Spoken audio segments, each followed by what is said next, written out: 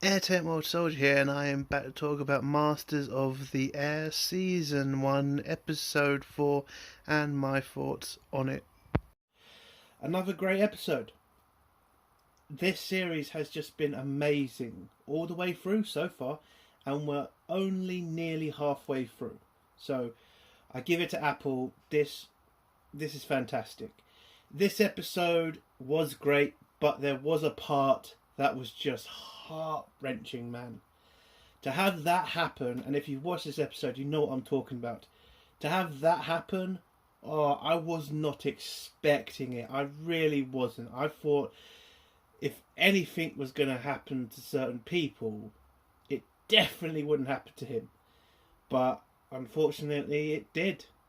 And you've got to commend the writers of this, because I've only watched 3 episodes and it was so fucking, it hit you, man. It hit you when what happened. So just amazing writing. The acting is superb. I've got no complaints. No complaints about this episode. I love how we're going into the depths of other parts of the war. We have a little bit of an insight into how some pilots tried to escape after jumping out of planes, which was great. Seeing how bad it can get, seeing what people had to do to survive. That was amazing. That was amazing. And we also got a little bit of a look on like being on the other end of a bomber attack, which I thought was amazing. It fit into the story perfectly, and you did see like what these guys are doing. There is a human cost to it on the other side, and yeah, that was great too.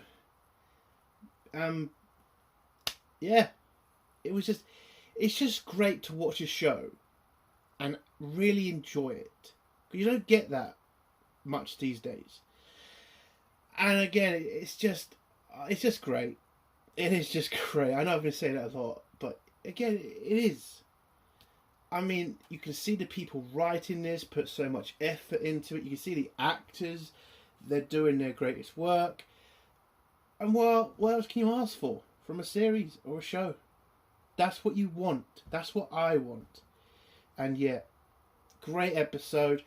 There's a hard part to get through that really hurts you, but again, just absolutely brilliant.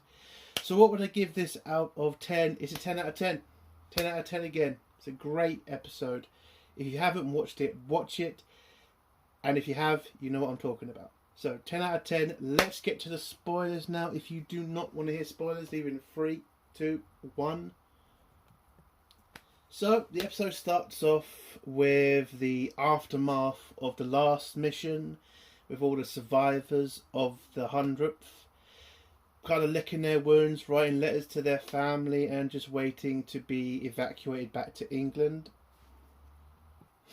Also in the scene, we see Buck and Bucky talking about Kurtz and if he survived, and they kind of talk about the fact they did see a lot of parachutes and they did see a lot of people survive, but they do also have to accept the fact that they know a lot of people did die in that mission, which is, you can see it is getting to Bucky more than it is getting to Buck.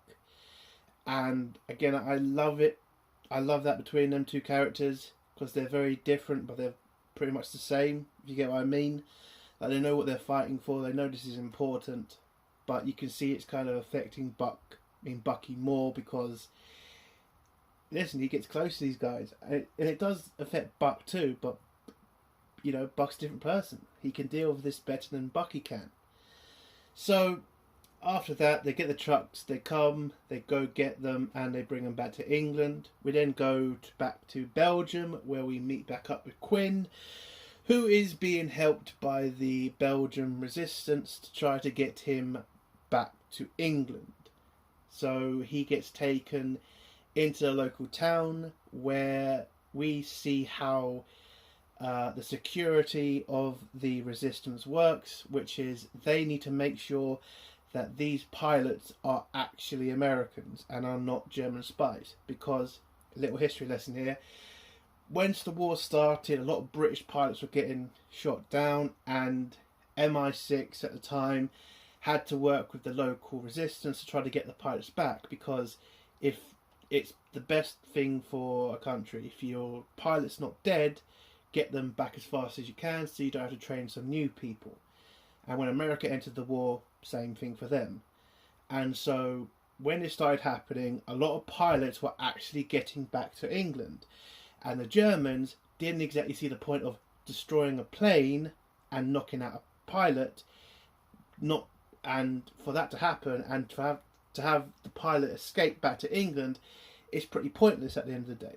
So the Germans started working with the SS and the Gestapo to try to sneak in fake pilots. So what would usually happen, or at least what happened back then, was Germans would grab American Germans and tell them their mission, tell them to try to infiltrate all these resistance cells, pretend to be a knocked out pilot, and tell them they want to get back to England. And the SS, the Gestapo, would use this spy to find out all the information they can about the resistance and how the resistance would get the pilots back, so they can cut off those routes and, you know, stop them getting back to England. And it did work a couple of times, so the resistance caught on to this pretty quick, mainly because MI6, I think, found out about this because they had spies in the German agencies. So MI6 told them to have, you know, questions and what the answers would be to weed out the fake American pilots. So this is what this scene's about. So I think this is a interrogate a resistance member.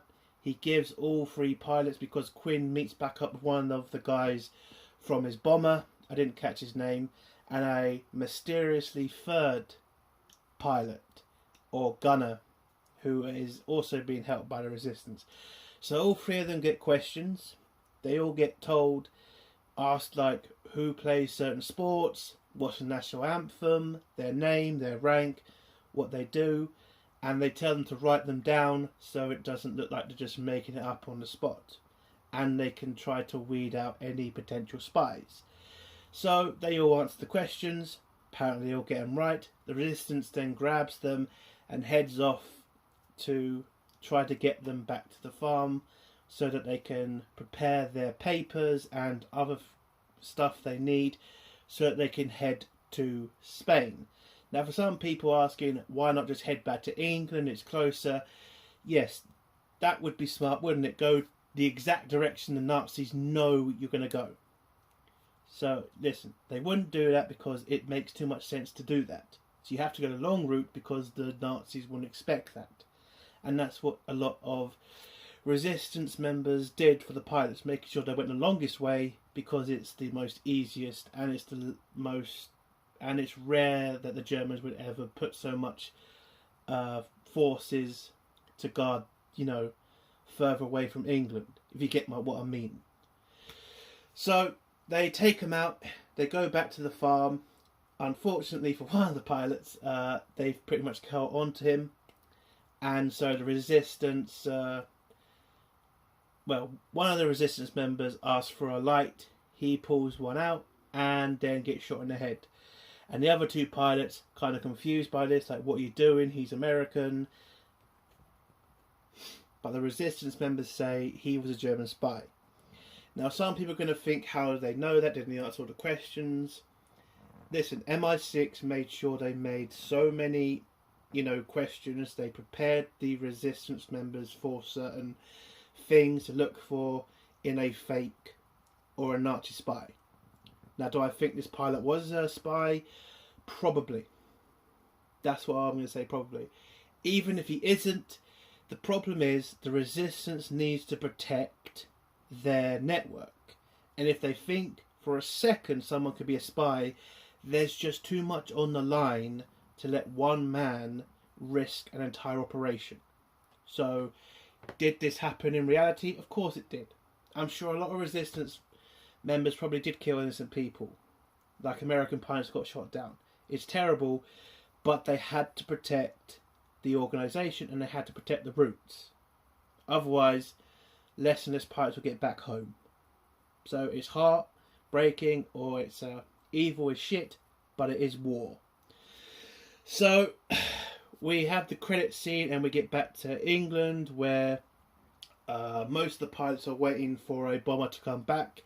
Now, this bomber is very important because it is the only bomber that has done 25 missions, from a pilot has done 25 missions. Now, in the deal with there's a deal in the American military in the Second World War. If you did a certain amount of time, if you did a certain amount of missions, that would be a ticket home for you. You've done your duty, you've done your work, go home and enjoy the rest of your life, basically. So 25 missions is the goal for all the pilots, basically. So as soon as you've done that, you go home. And this pilot has done 25 missions. They have a party for him. He gets ready to head home.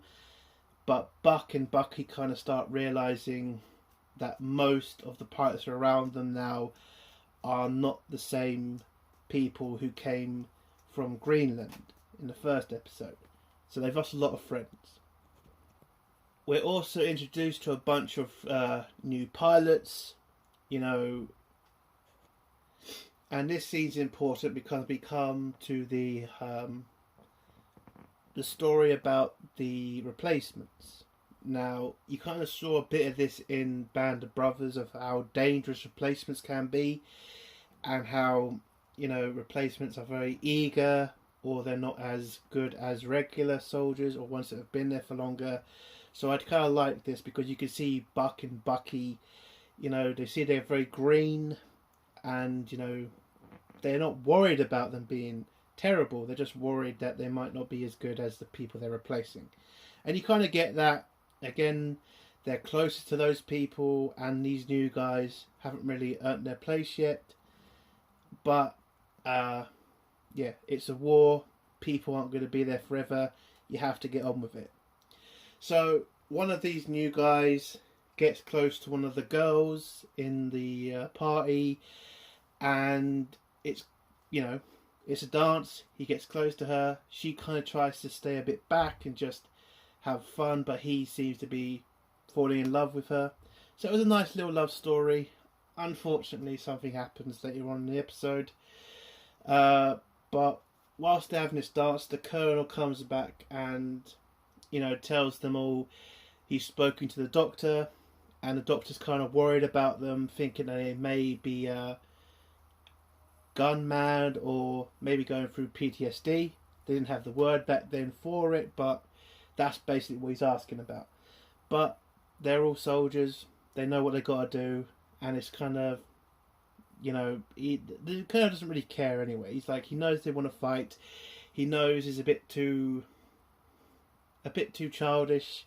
Yes, it's war. Yes, certain people are going to struggle with it, but at the end of the day, they're soldiers and they want to fight. So, and the colonel's a bit drunk too. And he does make a comment about the decorations of the party, which pisses off one of the pilots who kind of organised it, which I thought was very funny. But you can also see in this scene, Buck needs a day off because he's kind of getting a bit stressed, and you can see, and Bucky kind of sees that. Listen, he needs time away from the airfield. He needs to go to London and just, relax, basically. So he gets his pass and he heads off to London for a couple of days. Whilst he's doing that, Bucky's going to stay on base and do a couple of missions. But before the party's over, one of the new recruits comes up to Buck and asks him for some advice. Buck and Bucky kind of tell him, just make it to 11 missions and you'll be alright. And he says 11 missions instead of the 25 because 11 missions are typically the amount of missions most pilots will do before they're either shot down or killed. It's a bit, it's hitting him with reality, but it's kind of being a bit like fairer to him. Like, listen, mate, it's a hard job bombing. You're probably only going to get 100 mission. I mean, 11 missions. Just do the best you can, basically. And I kind of thought that was a good scene. Kind of shows the pilot respect, but it also tells him the reality of the situation. Yeah, 11 missions you probably get through. You're probably going to die or you're going to get shot down. Just get through it. Do your job. That's what you got to do. And yeah, it's a good scene. So after the dance, we go back to Belgium, where Quinn and the other pilot get ready to head to Spain, guided by that Belgian resistance guy. He takes them to his place where they meet up with their new guide, who's a woman, and they're kind of a bit nervous about this because she looks a bit too young to be a guide, but the guy kind of mentions to them they're running out of people because, not enough people are left to, do this, or some people are too scared. They've also got the problem with the SS and this Gestapo trying to infiltrate their ranks. So they can only use people that they really do trust. And also in this scene, you see this French woman kind of talk to the guy and tell him about the scarf around Quinn's neck. She kind of realizes that's a woman's scarf, and that probably means there's something stupid in that guy's bag. It turns out she's right. Quinn has got a letter from the girl in the other farm. They seem to have got some sort of relationship with each other, or at least some romantic relationship. And unfortunately, yes, I'm sure you two had fun, but there's a reality here. And the guy mentions to him, if the Nazis found that letter, that would put her and her family in danger. And then that would also put the resistance in danger. And he's got to stop thinking like a fucking child, basically. They're in a war. You can't do certain things. So he burns the letter, and Quinn pretty much just says he's sorry and he didn't mean to make a mistake. And you can also see, but you can see from the resistance guy's point, like, yes, it's a love letter, but it's not just that. It's proof of somebody helping you escape. And if the Nazis find that, people are going to die. So it is a big deal. So they get given over to the French woman. We then go to Buck, who's in London, having a drink with a woman who turns out to be from Poland. They're having fun, drinking. She knows he's pretty much just there to have fun and to have sex with her, and she's okay with it.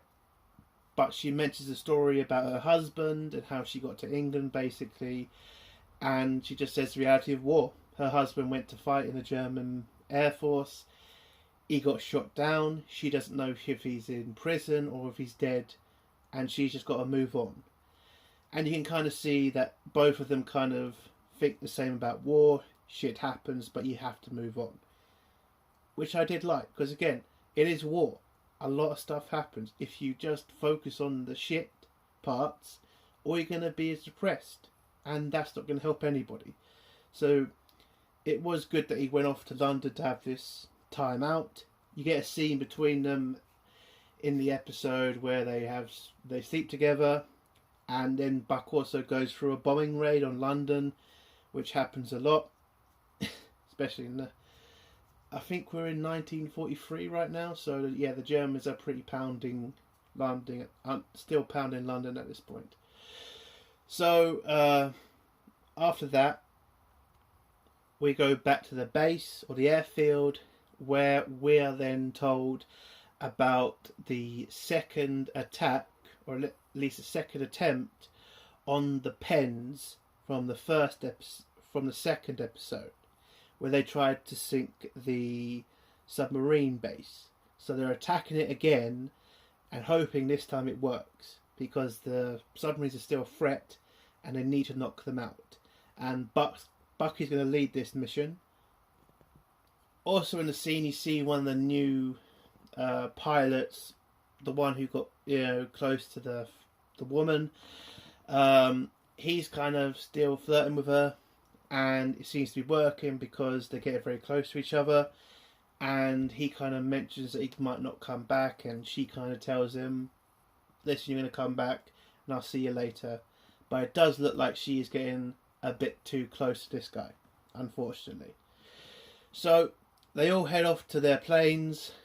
Buck's plane is unfortunately got a problem with the third engine, and it needs to be fixed. Otherwise, he can't lead the mission, but he wants to lead this mission, so the mechanic decides to jump on the wheel whilst they're... whilst the plane is taxiing, he's going to jump on the wheel and try to fix the engine on the go. So Bucky's plane is going to be third in line, so he's got that amount of time to fix the engine before either Bucky's going to have to pull to the side and not lead the mission, or the engineer's going to fix the engine and they can head off and lead the mission. So the engineer does it. He fixes the engine, jumps off, and Bucky's plane's A-OK to go. They set off and head to the German pens in, I think, France, to bomb that target and finally destroy these pens. We go back to London. We go back to France, where we see Quinn and the other guy on the train, and the French woman's informing them, "Don't speak, don't try to get noticed. We're going to see a lot of Nazis. Just make sure to don't draw attention to yourselves." So she goes off to the toilet, and at this point, the other pilot asks about Babyface, and you can kind of see Quinn as, he's been feeling very guilty about this and trying not to talk about it. But then Quinn admits to the other guy, he let Babyface die, basically. But you see the other guy kind of mention to him, "It's not your fault. It's war, basically. He would have done the same thing. Let's move on and get back into the fight," basically. And then a conductor comes in and asks for their tickets. They kind of freeze for a bit because they don't understand him. And unfortunately, the woman isn't there to talk in French to the guy. So they grab their papers and show him, but he's asking for their tickets, not their, identity papers. This kind of panics Quinn, and Quinn then tries to leg it, but fortunately, the French woman they're with is not alone. There's another French woman. She grabs Quinn and tells him to pull out his ticket and head back to the carriage. When he gets there, it looks like the first French woman's talked to the conductor and I think told him the situation, and he then agrees to help them basically by just stubbing their ticket and not saying a goddamn word. But they tell Quinn, the girls, "Don't lose your head," basically. And if you do that again, you're going to get fucking slapped or something. Because the other guy also mentions if you do it again, he's going to punch your face in. And you can kind of get it. It's a stressful situation. But if he does that and Germans saw, he'd be fucked. Because he's not wearing his uniform, so he can be charged as a spy. If you get charged as a spy, you get killed. So he's got to keep his head. We then come to the hardest part of the episode. It looks like the bombing mission to the German submarine pens has gone wrong. The Germans have unfortunately bumped up their defences, and it looks like they've wiped out most of the bombers that were sent to the pen, and unfortunately one of the bombers that got taken down was Bucky's plane. So it does look like Bucky has died. Now, I don't know. We didn't get a scene of the attack. But when we see the debriefing scene, it looks like everybody's seen Bucky's plane get hit. And it did blow up. And then nobody saw any parachutes. So it does look like Bucky is dead. So this hits everybody pretty hard. He's pretty much one of the main figures on the airfield. He's been there since day one. To lose Bucky is pretty hard for everybody. And everybody's now wondering who's going to tell Buck this happened. We then go to Buck, who wakes up with the Polish bird, and the Polish bird's kind of just like, this is a one night stand thing, let's not make it more than it is, and pretty much telling him, I don't want to have a relationship with you because you're a pilot and I've already lost somebody I love. So Buck understands this, everybody kind of understands this, and so he lets her go. He gets ready, heads out, and then we see the aftermath of the attack on London, and you see a woman whose child got killed in the attack, and then you kind of see the bomber, you don't see the other side of a bomber run. Some woman's child has died, pretty heartbreaking, so you could understand. Well, what I'm trying to talk about here is, because there has been a lot of talk about, did America go too hard on Germany in this war? I mean, in World War II. But you have to remember, it was a war. Civilians did die. And when Britain got attacked, because again, the Nazis did bomb London first, that was when the gloves came off and British Bomber Command said, fine, if you attack our cities, we'll attack yours. And it's a war. A lot of people are going to die. If you've watched some of the documentaries on the British bomber, they killed hundreds of thousands of people. And they were predominantly civilian. It's a hard thing to do, but it had to be done to stop the Nazis. Not something you want to, do, but it's hard. And when you see that woman, you see what she lost, you get why Britain had to do that. Because if they didn't do that, that would be more of their people dying. And so you have to stop the Germans, you have to stop the Nazis somehow. So I like that scene because it shows you, the pain of the bomber, of the bombings. It's a small little scene, but it is that powerful. So Buck heads off to go buy a newspaper, and when he reads the newspaper, he sees the mission in the paper that Bucky was on. It seems to be a failure. It seems to be the papers found out that the Americans lost a lot of bomber crews. They lost 80 pilots in this attack, which is a lot for a bomber crew, for a bomber group. And so when he rings up, they tell him about Bucky, and then Buck demands that he gets put on the next bomber mission to Germany. But they have to use code because MI6 has made sure Americans and Brits understand that Germany might be listening. So that's why they had to talk in code. And that's how the episode ends. It ends with us apparently losing Bucky, Buck pissed off and ready to take it to the Germans, and Quinn and the other guy heading to Spain to get back to England to get back in the fight. Great episode. I did not expect Bucky to go this early. If I'm being honest, I did think he was going to make it all the way through. But it's just such great writing. And again, I love the fact when I heard Bucky was lost, I felt it as hard as I think everybody else did in the episode. Because when you have good writing like that, it makes you feel like you're there. And that's fantastic. It's a great episode. This series is just amazing. I can't wait for next week's episode.